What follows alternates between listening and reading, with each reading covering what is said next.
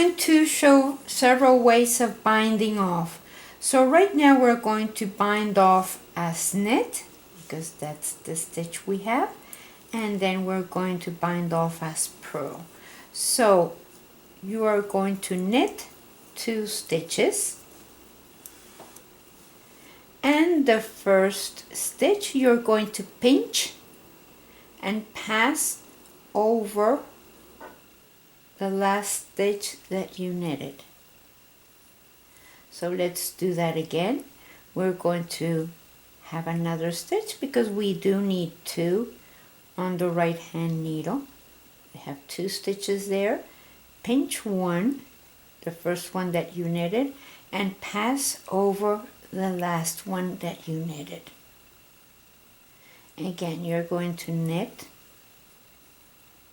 the next one and pass the first one over the last one that you knitted. And like that we go through the whole piece.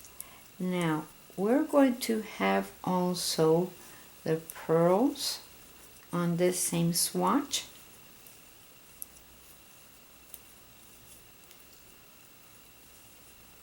So these are only knits, and I have one left there, and then the next stitch is a purl.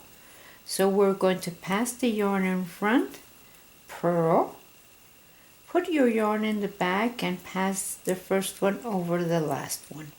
So bring your yarn to the front and purl, bring it to the back and pass the first stitch over the second one. Now the reason I pass my yarn to the back is because it's really bothersome to keep it in the front. See, if I leave it there, you have to kind of struggle a little to pass that one over the last. And so in order to get this out of the way, I just put it in the back and then pass that one over. Please remember to bring it to the front because you still have to purl and pass it through, purl, pass that one through, and like that we go all the way to the end.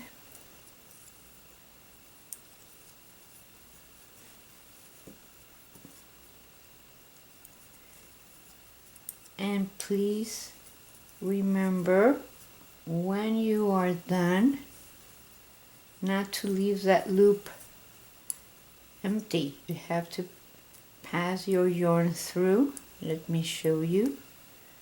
So that's the last bind off stitch. Now that is my last loop, and I'm going to pull that yarn through, and like that it doesn't go anywhere. So let's go with another method. Now binding off in pattern means that if I have, for example, knit 2, purl 2, knit 2, purl 2, that is how I'm going to bind off. So for example, I have knit 2, so I knit and knit, bind off. The next one is a purl, so I bring my yarn to the front and purl and bind off.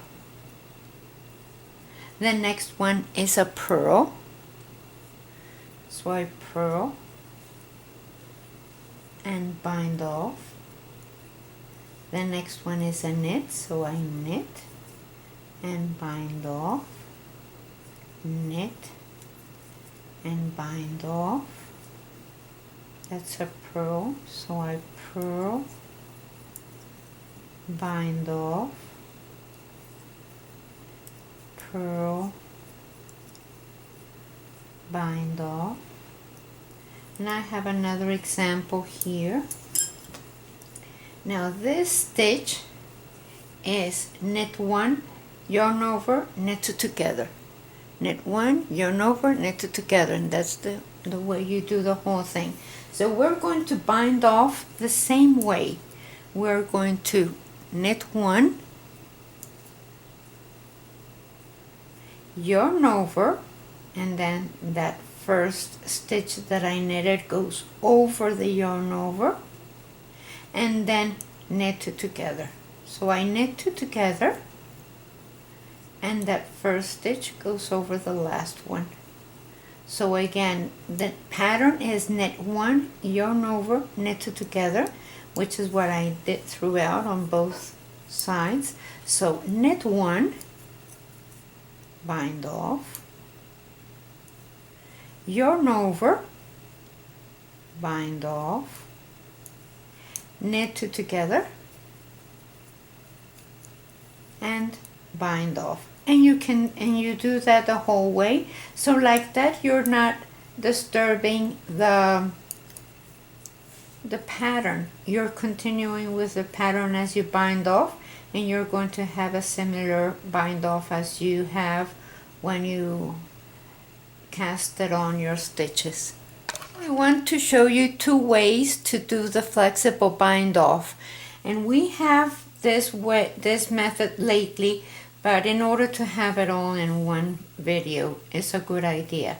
So you knit one, and then you knit another one, and you put your left hand needle in front of those two stitches, and you knit them together through the back. So let's do that again. You knit another stitch, and then your left hand needle goes in front of those two stitches, and you knit them together through the back. Again, you knit another stitch, and then the left hand needle goes in front of those two stitches, and you knit them together through the back. Knit another one. Put your left hand needle in front of those two stitches and knit them together through the back. And it makes it a very, very nice, very, very flexible. So knit another one, put your left hand needle in front and knit them together through the back. Knit another one, left hand needle in front, knit them together through the back. And that's it. It makes it look like so. So it's very, very nice. Okay, now we have the crochet bind off, and the first one you're going to pass your yarn through only, and then on the next stitch put your crochet hook through, pick up your yarn and pass it through those two loops. So I have one loop on my crochet hook, go pick up another one, pass your yarn through the two loops. Again, you go through the next stitch, pick up your yarn and pass it through the two loops. Again, pick up your stitch, pass your yarn through the two loops, pick up your stitch, pick up your yarn and pass it through the two loops, pick up and pass it through, pick up and pass it through, pick up your stitch and pass it through the two loops, and it gives it very, very nice sturdy finish. See, looks very nice. Okay, well, thank you very much for watching, and please share us with your friends and like our page and subscribe, and I'll see you next time.